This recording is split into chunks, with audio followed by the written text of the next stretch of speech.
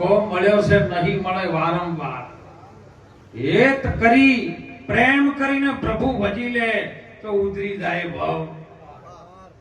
ભવ પાર ઉતરવા માટે સંસાર સાગર થી મુક્ત થવા માટે સદગુરુ મહારાજના આવા સંતોનો કઈક વચન જીવનમાં જો કદાચ પકડ આવી જાય ને અને પકડ જો પકડાઈ જાય તો જીવનની અંદર આ મનુષ્ય જન્મનો આપણને ફેરો મળ્યો છે.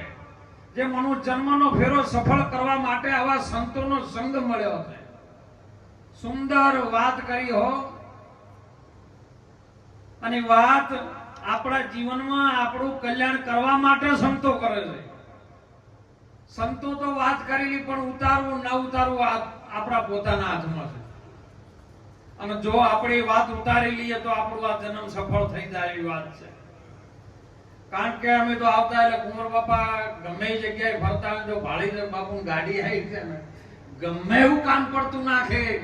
મનચમ પર કુંવર બાપા છે મને મેલીને ગયા આગા પાછા નો જો સુધી હું ન નીકળું ત્યાં સુધી આવો જેનો ભાવ હતો. આજે મને અશોકજીએ વાત કરી કે બાપુ ઘણા જણાને મને આગળથી ફોન કર્યા છે કે બાપુ અમે ભજનમાં આવશું. કીધું પ્રેમ હોય ખેંચી લાવે. આમ તો સંતો અમે આમંત્રણ વગર ન જાવ પણ ફોન કરે કે અમારે આવવું છે એટલે આ પ્રેમ ખેંચી લાવે છે. ભાવે ભજી લ્યો ભગવાન જીવન થોડું રહ્યું. બાળપણ અને જવાનીમાં અડધું જ્યું હવે બાકી છે એમાં જો જીવન થોડું રહ્યું છે. કેમ કે સમય જેમ જેમ જાય છે ને આપણા દિવસો ટૂંકા થતા જાય.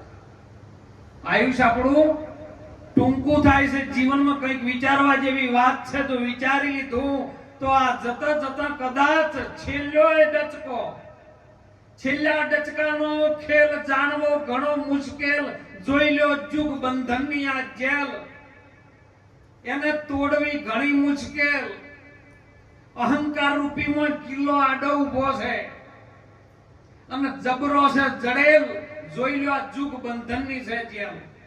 આ બંધનની જેલ છે પણ છોડાવવા માટે કોઈક સદગુરુ રૂપી જો કદાચ આપણને મળી જાય ને તો આ જુગ બંધનની જેલમાંથી છૂટી જાય એવું છે. સુંદર હમણાં વાત કરી કે ભગવાન કૃષ્ણને નહીં જોડ્યા.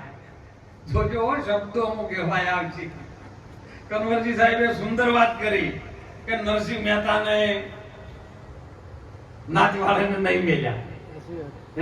કૃષ્ણને કોઈને કાળિયો કીધો કોઈને મોખણચોર કીધો. બીજે જો વાત કરે અમને નવા નામ પાડ્યા હમણાં અમારે હમણાં એક જગ્યાએ નામ નહીં લેવું જેમ કે ઘસી ખબર પડશે જ પડશે એ ખબર પડશે. અમારે ભગતે ભજન રાખ્યો તો તમે ગયા હતા. બીજા દાડો હોમેથી કોઈ મહારાજ નો ફોન આવ્યો કે તમે હોડ બોલાયા. એટલે મેં એને કીધું શો કહેતા કહેવાય દે. એ વાઢવા વાળા એક આધા હોય તો અમારો ફણકા વધારે ફૂટે. એ તો વધારે જીવજો. હું તો એમ કહું છું તમને જો કદાચ મહારાજ ત્યાં અધિકારી થયા હોય તો તમારી વાણી ફેર ના પડ્યો હોય તો તમને અધિકાર કઈ આલ્યો કહો. બહુ વિચારવા જેવી હો. કારણ કે આ નીચે પેટાની તો નહીં સમજતા બધા સમજેલા છે. સમજવા વાળાને બહુ વર રાખવાની સમજેલા છે ને એમ બહુ વર રાખવાની. અને એટલે મહાપુરુષો આપણને જગાડી આ કેવલ મનુષ્યનો દેહ છે ને એ પરમાત્માની પ્રાપ્તિ સુધી લઈ જાય છે. બીજો કોઈ એવો દેહ નથી સાહેબ.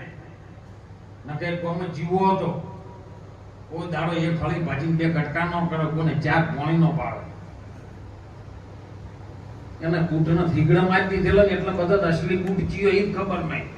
એક બૂટ 5 કિલો નો થઈ ગયેલો. 10 કિલો ના બૂટ બે પહેરીને ફરે આવ્યો. એટલા બધા થીગડા મારેલો. એક દાડો જો કે એવા ગમમાં જતો હશે પાછળ પડે કૂતરા થોડો ખેડ્યો હઈ કરતે પણ કૂતરું ચેડો મેલ્યો. એક ને 2 છે 2 ને 4 છે. અને બરોબર કોકનો વંડો આવીને થતો ને બાજુમાં રહોડું ચાલતું તો કોકનો લગ્ન પ્રસંગ છે. અને કૂતરા મારા બેટા ઈ બાજુ મને ચેડે હોય તો આને કંટાળ્યો પગમાંથી કાઢ્યો બૂટ મારા 5 કિલોના બૂટ હતા વાના. બૂટ ગાડ્યો રીહ ગાડીને કૂતરાને છોડ્યો. વંડી ઠેચીને જો પેલી બાદ દાળ બળતી હતી દાળમાં પડ્યો રસોઈયા ઉભા થતા આવ્યો તો હલાદાદામાં જોયું એટલે આગળી મોટી કોકમ ચોથી આવી પહોંચી હોય. જે રસોડાનો ઘર ધણી હતો ને એને જોયું કે ભાઈ જો ડાલમાં આવું થયું છે ડખો ગયો. શાંતિથી ઘર ધણી જોયું બહુ બૂટ જીવાનો છે. આવવા જો હમણાં બૂટ વાળો બીજો બૂટ લેવા હોય આવશે, કારણ કે આવો છે જ બૂટ લેવા ઈ આવે. ભાઈ મારો બૂટ હમણાં આવ્યો છે કે હા આવ્યો છે. ડાળ વાળો હોતા આવ્યો, હા આવ્યો કે હા તમારો જ છે કે આ જીવો કે મારો જ છે. 2000 રૂપિયા ડાળ ના આલો કે જેમ કે ડાળ નો પડ્યો છે દંડ થાય કે ના ચાલે. કોમા હું અહીં પ્રથમ કથા થવાનું આવ્યું. હવે કે પૈસા મારશો ને 2000 રૂપિયા આલો. કોઈ દાડ ના આવતો તો આલ્યા.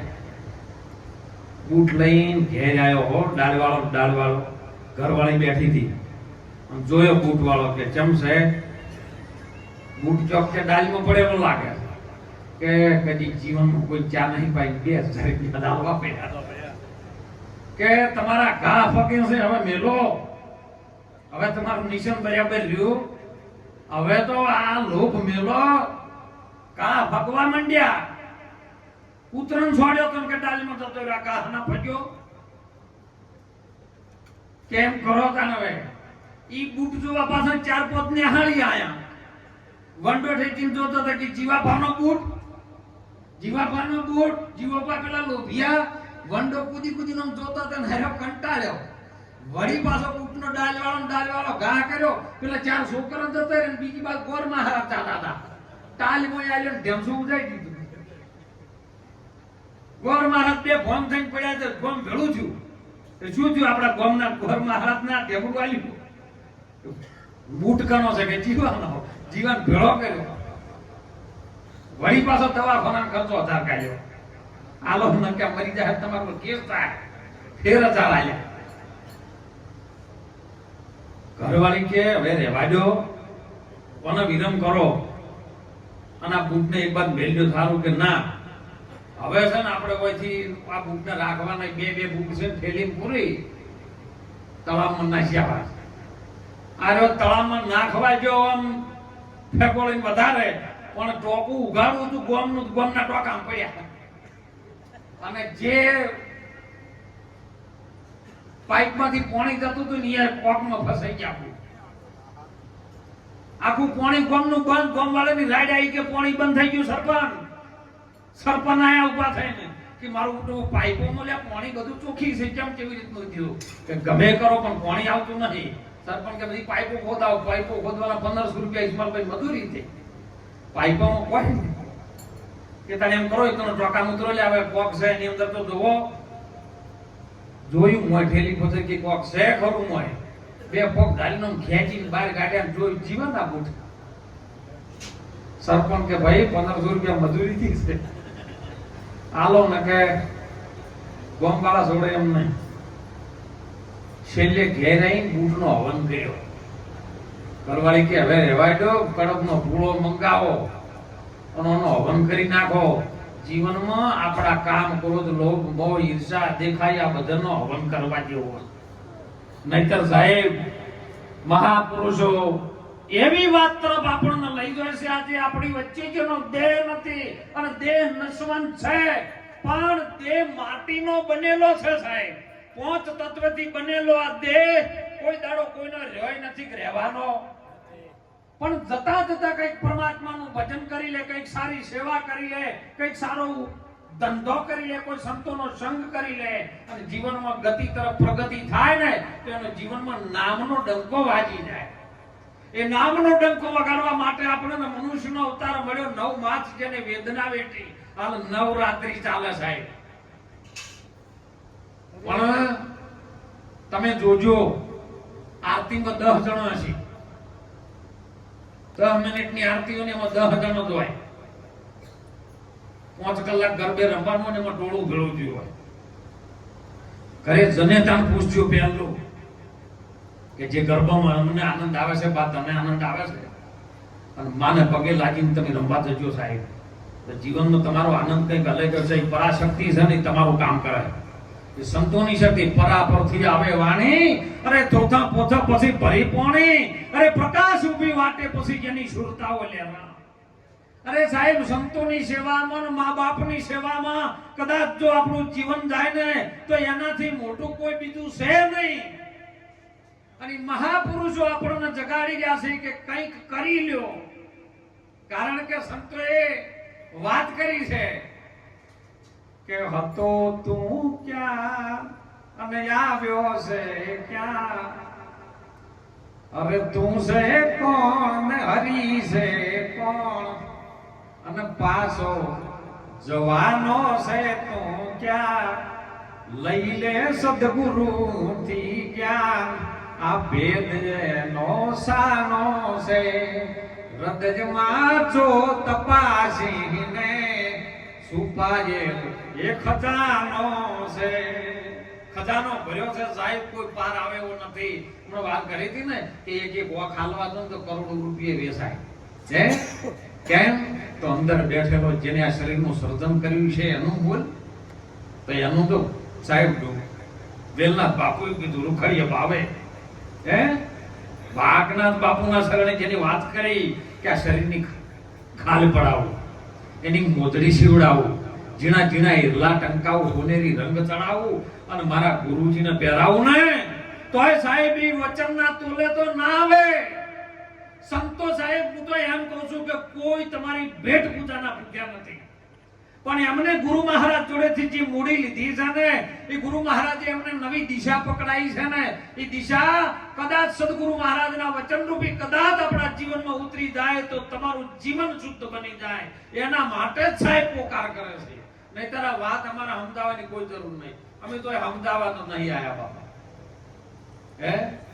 સમજાવવા અમે કોઈને આવતા પણ અમારું ખોવાઈ ના જાય ને એટલે રોજ પાકું થાય છે કન્વર્જ હે કોનું છે ખરું પણ પડ્યું રહે તો શેપટ ના વળે એટલા શેપટ તમે ખંચે રમી તો કોઈ આ સંતોના શબ્દોથી અમારા ઉપર ચડેલી શેપટ કદાચ હોય ને તો ખંચે રહી જાય છે નકે શીખવાડવાનું અમારું શું કરતું છે સાહેબ હે કારણ કે જો જોવું તો વસી રહ્યો છે સોમળો કનામાં નથી સાહેબ પણ આ નક્કી નથી થતું હો કારણ કે નક્કી કરવા માટે ગુરુની જરૂર પડે નક્કી કરવું હોય તો તરત થઈ જાય મિનિટમાં વધારે વાર લાગે એવી નથી પલમાં અને ઓખોથી ઓખો મિલાવો ને 4 ઓખો મળે ને એટલે ઓખોથી ઓખો જોવો તમારો ચહેરો પેલામાં છે પેલાનો ચહેરો તમારામાં છે બોલો રસમરસ છે કે નહીં હે આપ કહો છો પ્રભુ નિરાકાર તો બાપુ બાળીનાથની ગોદડી તણે કોણ સંતાયો આપ કહો છો પ્રભુ નિરાકાર તો એ અયોધ્યામાં દશરથનો બેટો બનીને કોણ આવ્યો